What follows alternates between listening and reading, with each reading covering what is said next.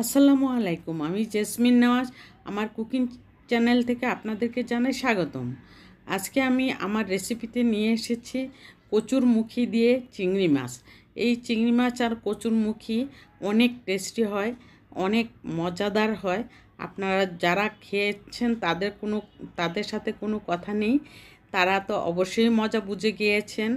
আর যারা এখনও খাননি তারা একটু আমার রেসিপিটা দেখে আপনারা রান্না করার চেষ্টা করবেন এবং খেলে বুঝতে পারবেন তার স্বাদ এবং গন্ধ কতটা মজাদার।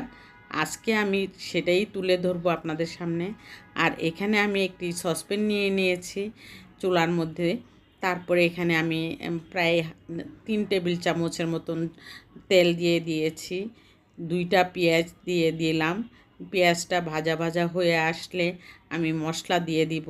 মশলাটা আমি কচুরমুখী আর চিংড়ি মাছটা ধুয়ে টুয়ে সব ক্লিন করে নিয়েছি।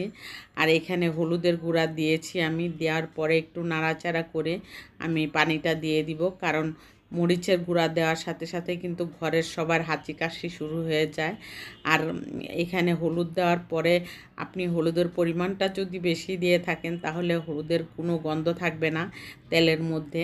সেই জন্যই আমি এভাবে রান্নাটা করে নিই, কারণ হলুদের গুঁড়া তেলের মধ্যে দিলে আপনি একটু পরিমাণে বেশি দিলে তরকারির কালারটা অনেক সুন্দর আসে এবং দেখতেও অনেক রুচিশীল মনে হয়। সেই জন্যই আমি একটু হলুদের গুঁড়াটা বেশি দিয়ে থাকি। তারপরে মরিচের গুঁড়াটা দিলাম 1 চা চামচ।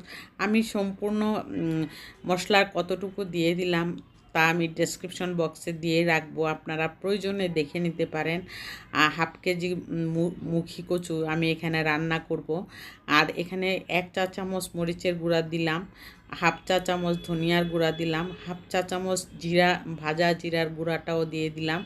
দিয়ে একটু কষানো হয়ে গেলে আমি এখানে চিংড়ি মাছটা দিয়ে দেব। কষাতে একটু উপরে তেল ভেসে উঠলেই আমি চিংড়ি মাছটা দিয়ে দিব।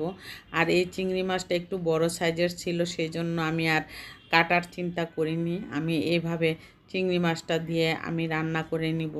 আমরা মানুষ মাত্র 2 জন খাবো এই তরকারিটা, সেই জন্য চিংড়ি মাছ এর চেয়ে বেশি দেওয়ার প্রয়োজন মনে করিনি।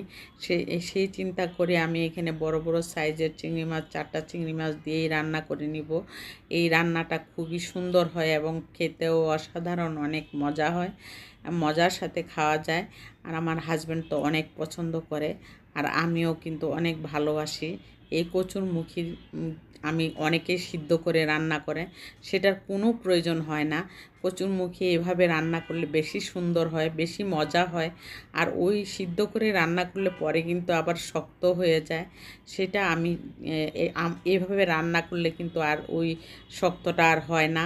এই জন্য আমি একটু কষানোর পরেই আমি পানিটা দিয়ে দিলাম।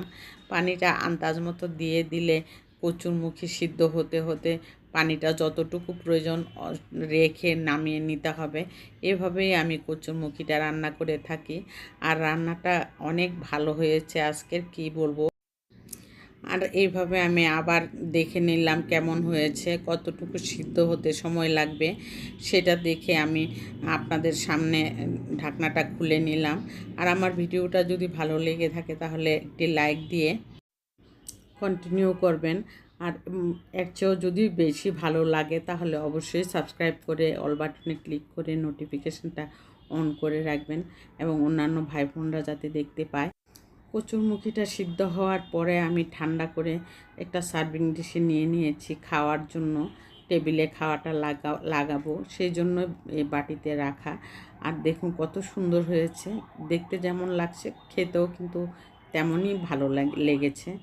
আর সিদ্ধ না করে আপনারা রান্না করে দেখবেন, বেশি মজা হয়। সেটাই আমি বলে শেষ করলাম।